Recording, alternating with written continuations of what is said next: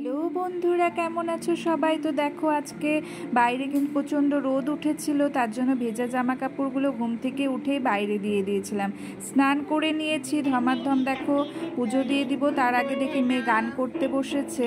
তো এই যে গান করতে করতে কাশিও উঠে গেছে। এদিকে আমার দেখো পুজো দেওয়া হয়ে গেছে, তখন কিন্তু প্রায় অনেক সকাল। তো সকাল সকালই করে নিয়েছি, আর এই যে রান্নাও করে নিয়েছি। এটা ছিল নিরামিষ সবজি, ডাল, ডিমের অমলেট করে ঝোল করেছিলাম। শ্বশুর শাশুড়ির জন্য এটা বেড়ে নিয়েছিলাম, আর এটা আমার বরের জন্য, যেহেতু বাড়িতে থাকবো না দুপুরবেলা, ওদের খেতে যাতে সুবিধা হয় এর জন্য বাবা মা আর ওর জন্য খাবারটা বেড়ে রেখে গেছিলাম। এইদিকে দেখো আমার ছেলেকে দুষ্টুমি করছে। তো এই পিক আপ ভ্যানে করেই যাবো, যেহেতু গাড়িটা আজকে যাচ্ছে মাল আনতে আমাদের। তো এই যে আমরা চলে যাচ্ছি, যেহেতু আমাদের সুবিধা হবে তার জন্য এটাতে করেই চলে যাচ্ছি। আর এই যে দেখো, এই যে রাস্তার ভিউটাও সুন্দর করে তুলে নিয়েছি। এটা তোর্ষা নদী, কি ভাল লাগছিল যে দেখতে। তো এই করতে করতেই চলে এসেছি বাড়িতে, যেহেতু খুব কাছেই, বেশি একটা দূর না। এই যে বাড়িতে হচ্ছে কিছু কাজ, এদিকে ভাড়া দেওয়া আমাদের ঘরগুলো, আর এই যে আমাদের ঘরটা দেখো।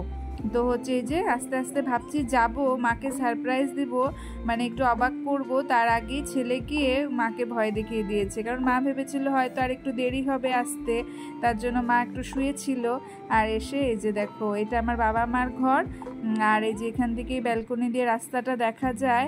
আর হচ্ছে এই যে চলো দেখাই, এটা একটা স্টোর রুম, আর এখানে আমরা ছোটোবেলা আমি আর আমার বোন থাকতাম এই রুমে। আর হচ্ছে এটা ঠাকুর ঘর, আমি ছোটোবেলায় এখানে পুজো দিতাম, বিয়ের আগে পুজো দেওয়া হতো। আর এই যে রান্নাঘরের জানালাটা দিয়ে এই যে এই মাঠটা দেখা যায়, এই মাঠে পুজো হয়, খুব সুন্দর পুজো হয়, প্যান্ডেল কাজ চলছে। আর এটা আমার ভাইয়ের ঘর থেকে এই ব্যালকনিটা, আর ওই পাশের ছাদটা, এই যে এখানে যাওয়া যায়।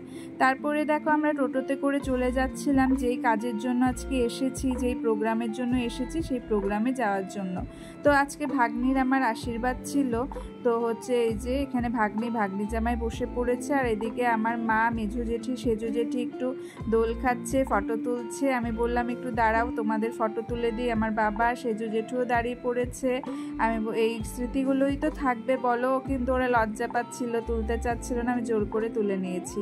এখানে এখন কেক কাটিং হচ্ছিল। আর তারপরে দেখো সুন্দরভাবে অনুষ্ঠানটা হয়েছে, সবাইকে খুবই মিষ্টি লাগছিল।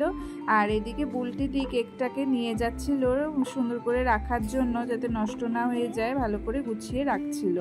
আর ওইদিকে এই যে দিদিরাও আসছিল, একসাথে সবাই খেয়ে নিব, কারণ তাড়াতাড়ি করতে হবে আমার, যেহেতু আবার মানে হ্যামিল্টনে ফিরে আসতে হবে, এর জন্য খুব তাড়াতাড়ি করছিলাম। এটা আমার পুচকিদি বহরমপুর থেকে এসেছে, আর এটা আমার তপাদি, কুচবিহারে বাড়ি। এটা বুলটিদি, এটা এই দিদি তো মাদারিহাটেই থাকে। আর এই যে দেখো সুন্দর সুন্দর ফটো, কিছু স্মৃতি। কেমন লাগলো অবশ্যই জানাবে।